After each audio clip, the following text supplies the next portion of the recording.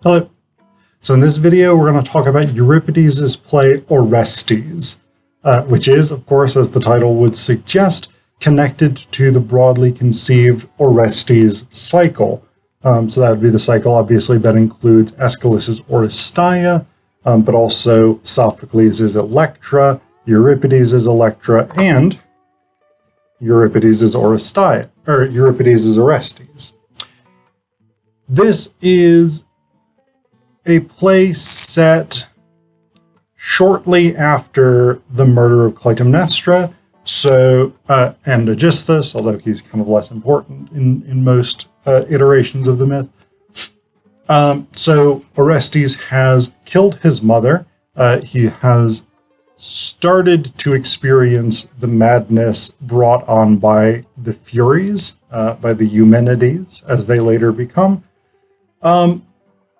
But he hasn't yet been driven out of Argos. And so that's where we are. We're in this sort of transition period within the broad timeline of the myth. So where we open is that the Argive citizens are going to basically hold a meeting. It says that they're going to vote. Again, this is one of those instances where the Argives, the city of Argos, in this era of the heroic age, would not actually have been democratic, but because that would be what was familiar to the citizens of Athens, who were seeing these plays staged, we often get democracy sort of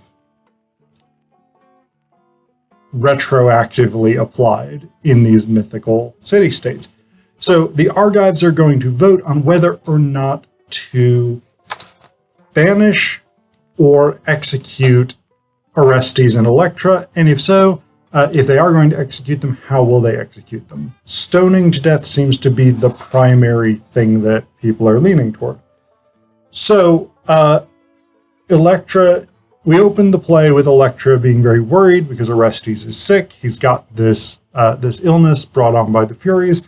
The Argives are turning against them, and she is hoping that when Menelaus arrives, their uncle, that he will help save them.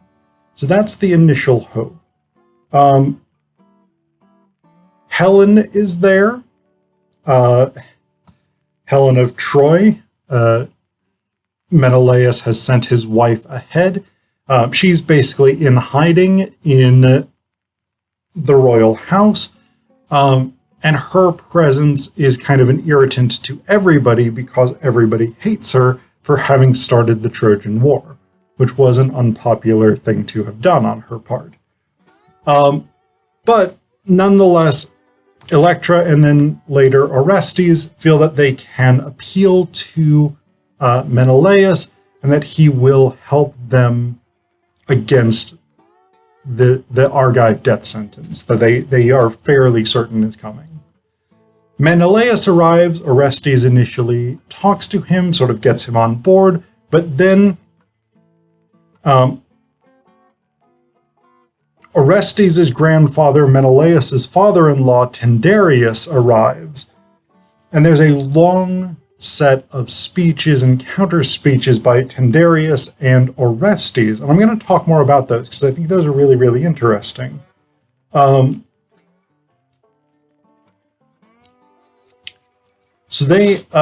Tindareus arrives, and he is basically like, do not help Orestes. He killed my daughter, even though my daughter kind of sucked because she murdered her husband.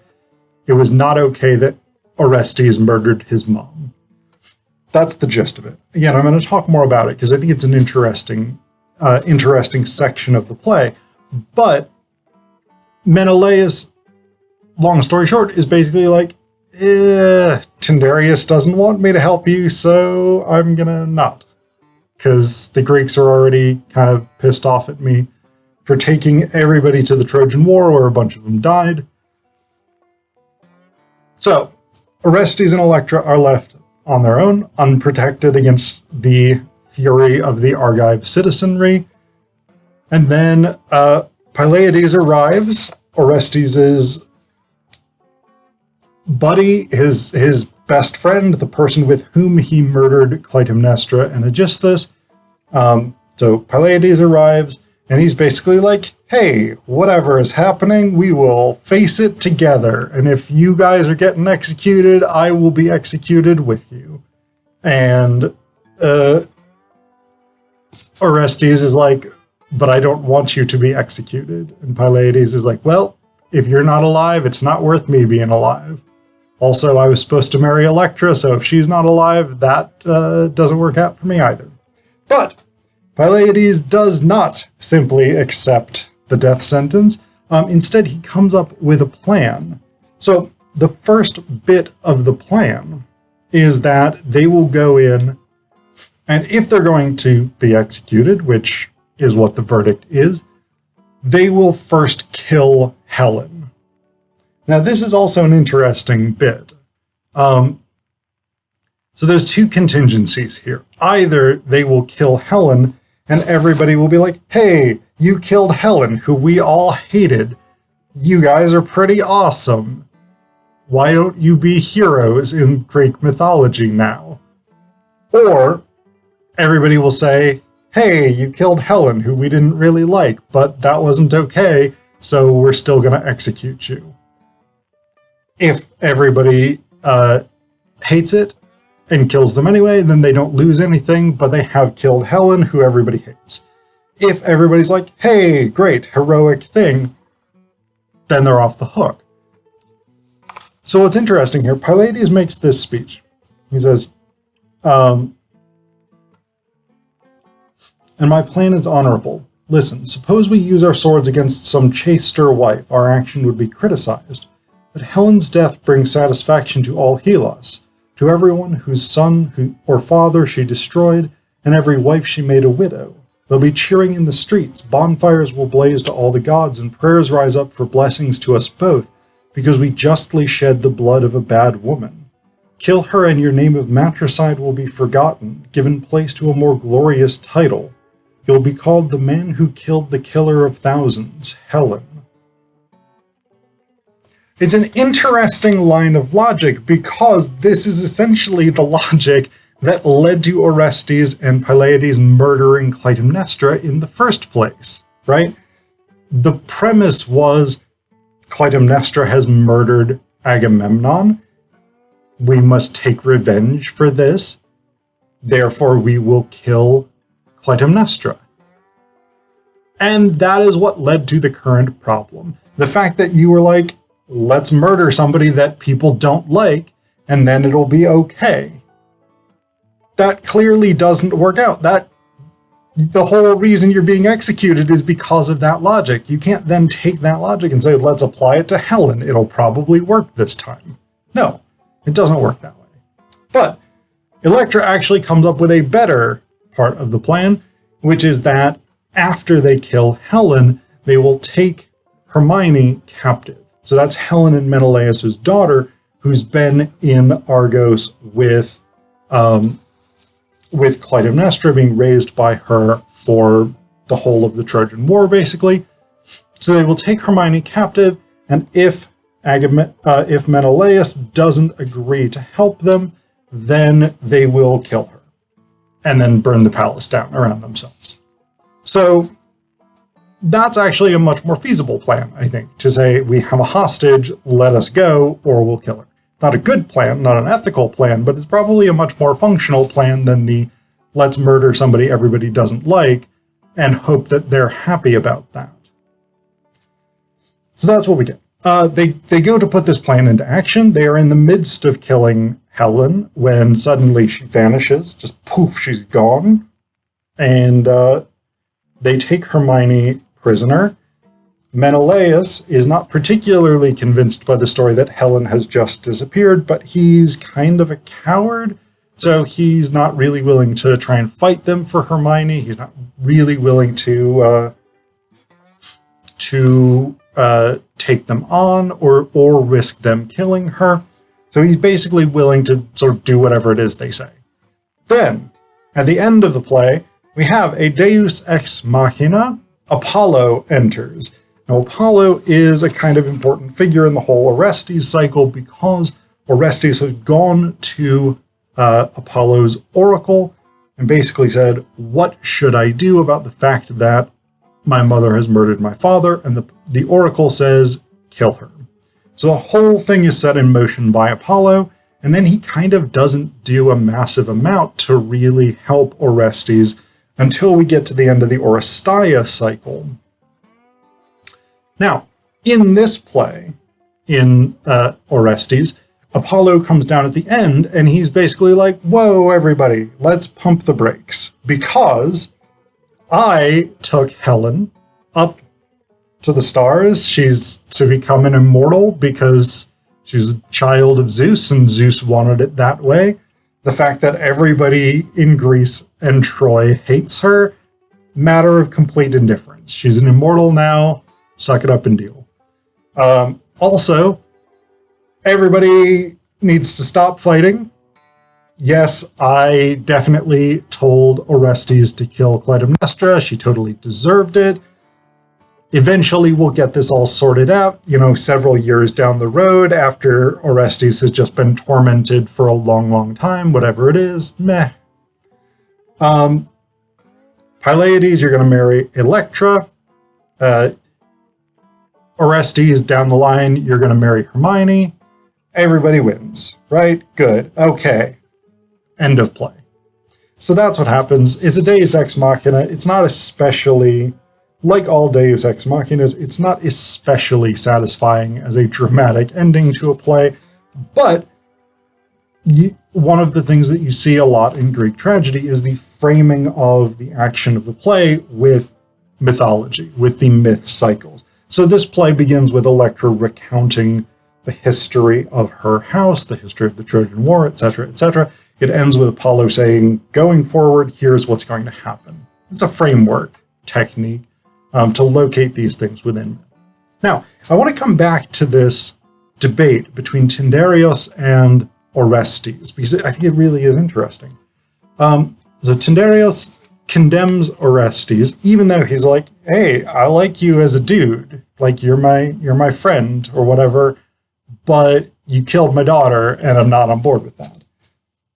But the first thing that's interesting to me about Tindareus' speech is he says, I'll back the law with all my power to check this bestial bloodthirsty rage which still destroys our cities and brings Hellas near to death. Now that's actually interesting because one of the most common readings of the Oresteia trilogy is the movement from a primitive culture of blood feuding to a sophisticated culture of law and jury trials. And Tindareus here seems to be evoking that movement, the movement toward the rule of law. But then what he says is,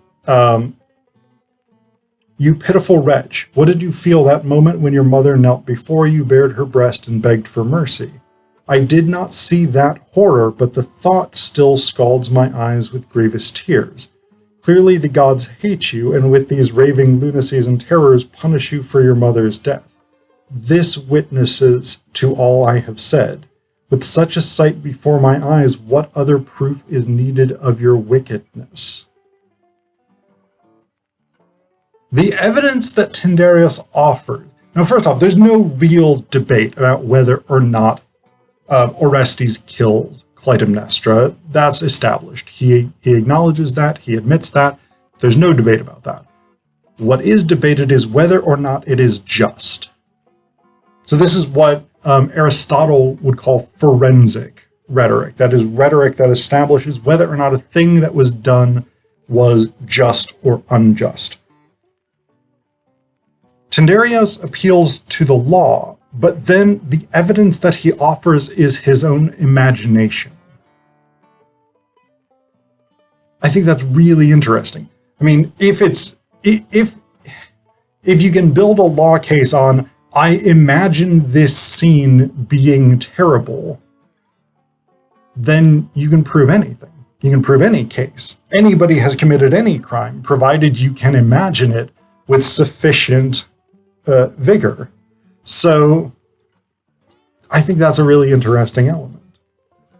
Then we get Orestes' response, in which he basically says, it's not that crucial that I killed my mom because she killed my dad, and that was more important. He was the more important parent. What he says here is, I avenged my father, and for that act I am pure. What was my duty? To your double charge I make a double answer. First my father planted me, your daughter bore me, a field sown with another's seed. Without the father there can be no child, therefore I reason the primary author of my life must have more loyalty more than she who supplied care and food. Now that in itself is not a particularly interesting argument, except for the fact that this is essentially the argument that, or one of the arguments that Apollo makes in Aeschylus's The Eumenides, the third play of the Oresteia trilogy. So that idea that like women are just a receptacle for man's seed, and that the sperm is the child, basically. It's an interesting echo of an earlier play by Aeschylus, giving that argument to a different character, but essentially making the same claim.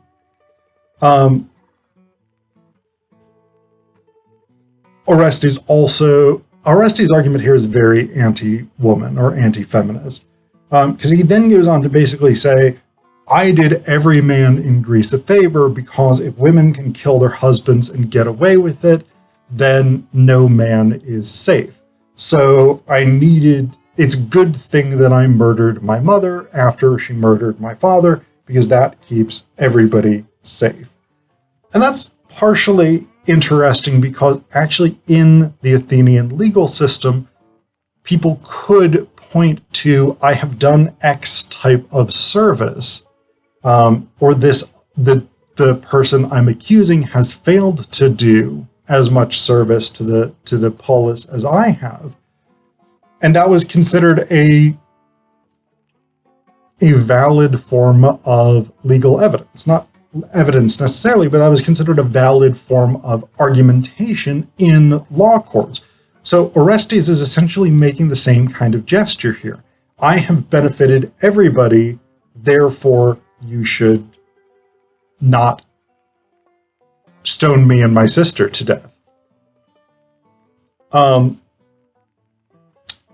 Ultimately, Tindareus' argument that wins over Menelaus, is not one about Orestes' guilt or innocence at all. It is, if you side with Orestes, then I will be upset with you, and you don't want to lose me as an ally. And Menelaus is ultimately swayed by this, and he sort of weasels his way out of any support for Orestes by essentially saying, hey man, this is a situation in which rhetoric has to win the day, not violence or my authority as a king. And Orestes, I think, very accurately concludes that Menelaus is a coward who is scared of losing his position among the Greeks. So that's Euripides' Orestes. It's an interesting play. Again, I think all of the Orestes cycle plays are interesting because they deal with these big questions of justice and whether or not murder is justified. But this one, I think, has some additional interesting elements in this very structured debate between Tindareus and Orestes.